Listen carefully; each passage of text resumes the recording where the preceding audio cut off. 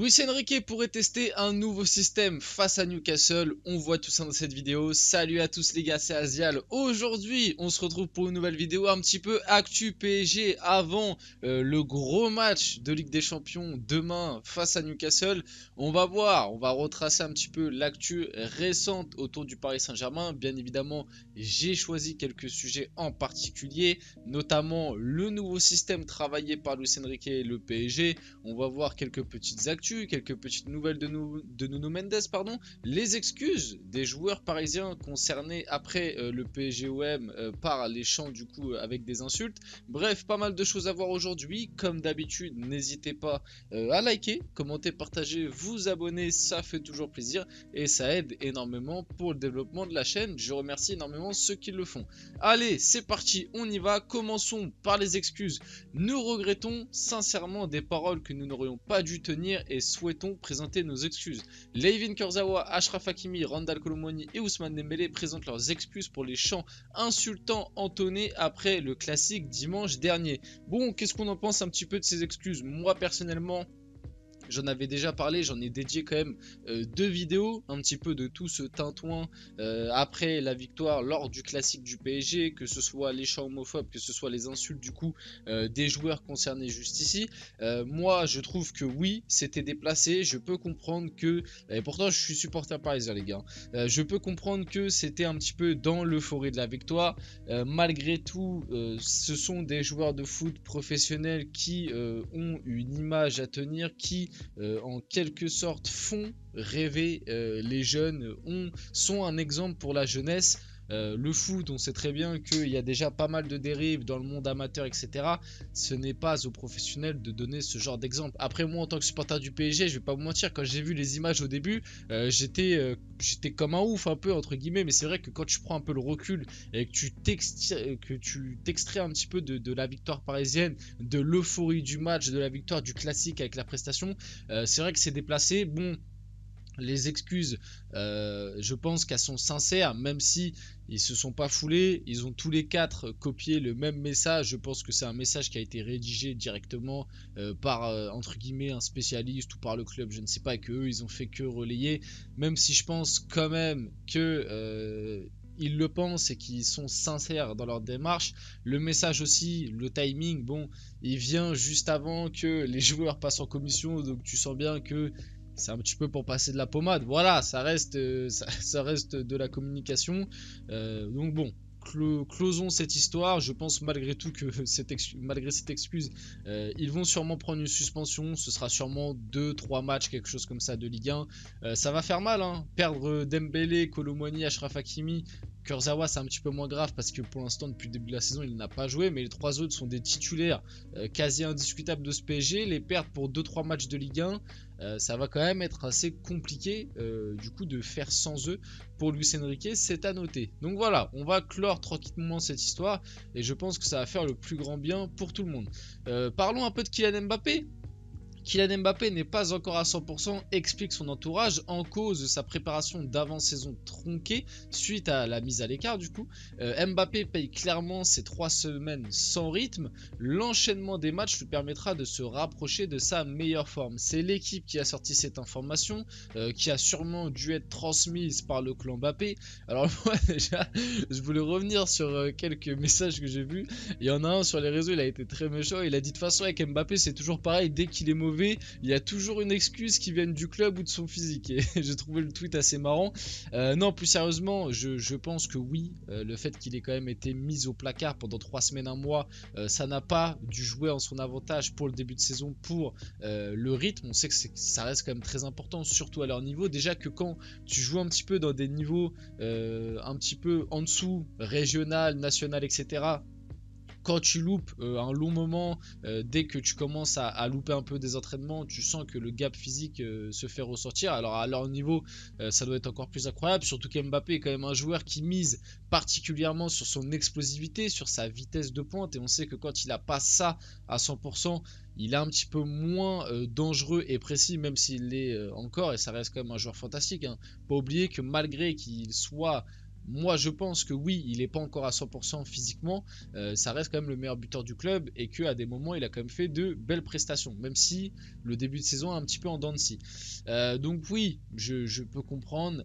Moi surtout le truc qui m'inquiète avec Mbappé depuis le début de saison, c'est qu'il a pas mal de petites gênes.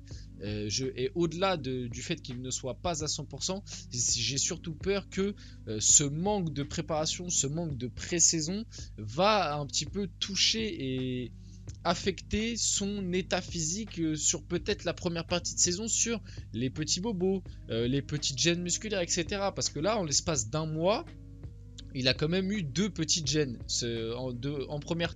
en premier temps avec l'équipe de France, et là lors du classique où il sort carrément sur blessure pour une douleur à la cheville, ça commence à faire beaucoup. Je crois qu'avec l'équipe de France c'était une douleur au niveau de l'ischio si je me trompe pas, enfin une douleur à la cuisse, quelque chose comme ça, du coup il n'avait pas joué le match face à l'Allemagne.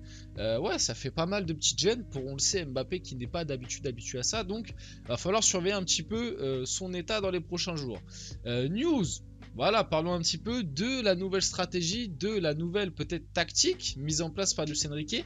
À l'entraînement, Luis Enrique a déjà travaillé le 4-2-3-1 avec Ousmane Dembélé en soutien de Gonzalo Ramos, Kylian Mbappé à gauche, Kolo Muani à droite. Du coup, ça donnerait quelque chose comme ça. Travailler un système, Dembélé serait numéro 10, Mbappé et Kolo Muani joueraient alors sur les deux ailes. Qu'est-ce qu'on en pense un petit peu de ce nouveau système peut-être mis en place face à Newcastle? Il y a même s'ils l'ont travaillé là très récemment, peut-être que c'est pour l'envoyer face à Newcastle, ou alors peut-être pour les blocs bas de Ligue 1. Qu'est-ce que vous pensez un petit peu de ce nouveau système travaillé par Luis Enrique? Est-ce que vous êtes emballé ou pas? Je vais donner mon avis un petit peu moi là-dessus.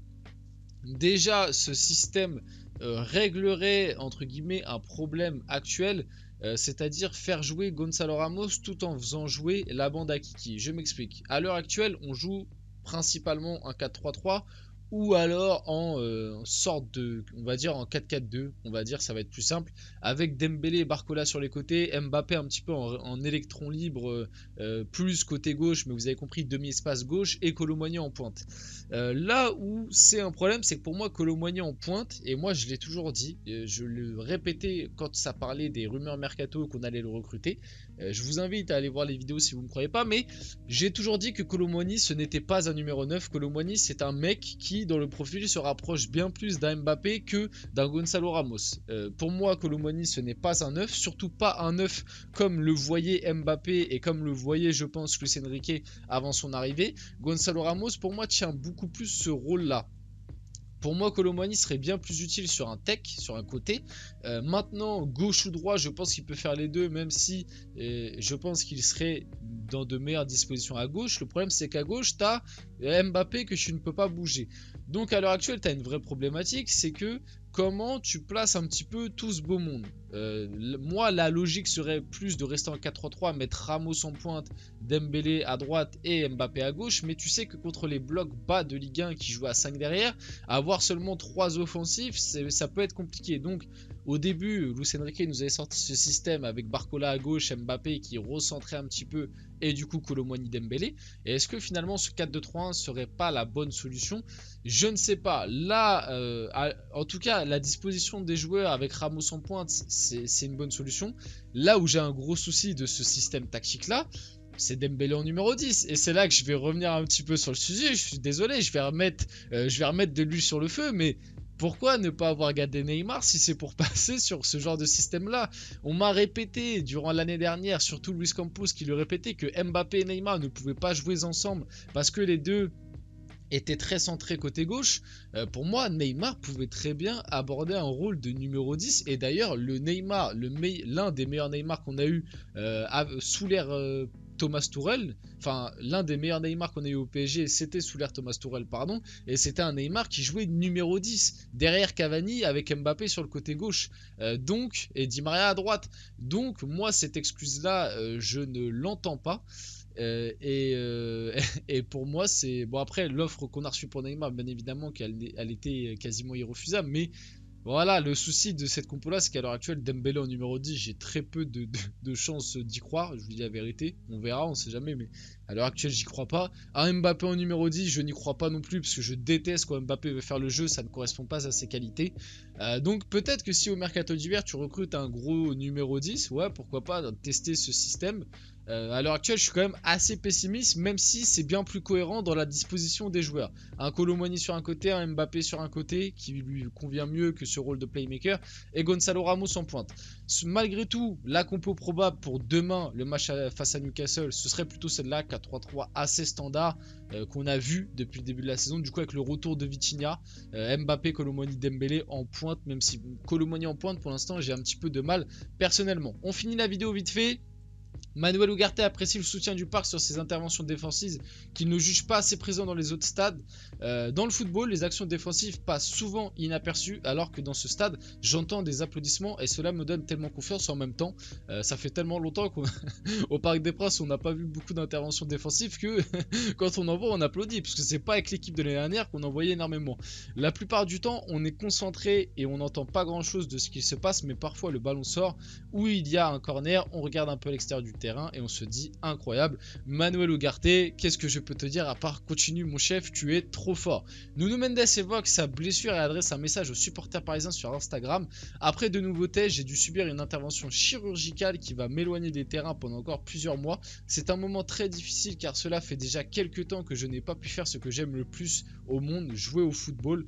Place maintenant au travail pour revenir au plus vite et encore plus fort. Supporters, coéquipiers, amis, merci à tous pour vos messages, ça me donne beaucoup de force, à très vite. Le chirurgien qui a opéré Nuno Mendes est persuadé qu'il retrouvera son niveau, je suis convaincu qu'il reviendra à un très haut niveau, c'est totalement possible qu'il soit présent pour les matchs à élimination en LDC qui seront en février. Il y a une possibilité que Nuno Mendes du coup revienne pour courant février et ce serait une très bonne nouvelle parce que Nuno Mendes, honnêtement les gars, on va pas se mentir, quel petit prince, voilà, quel roi. On a hâte qu'il revienne au Parc des Princes. L'année dernière, c'est l'un des seuls joueurs qui nous a fait un petit peu lever de notre chaise tellement il était impliqué et performant et ce mec est trop fort. J'espère qu'il va revenir au plus vite. Et la dernière petite info de la vidéo. Le trophée des champions aura finalement lieu le 3 janvier 2024, sans doute en Arabie Saoudite ou au Qatar. Pour rappel, la rencontre opposera le PSG à Toulouse. Voilà, on arrive sur la fin de cette vidéo. J'espère qu'elle vous a plu. Si c'est le cas, n'hésitez pas à la liker, à commenter, à partager et à vous abonner. On se retrouve ce soir pour débrief Ligue des Champions. Ça sera sûrement Arsenal RC Lens. C'était Azial. J'espère que tout ça vous a plu, la vidéo vous a plu. On se retrouve très rapidement pour une prochaine vidéo.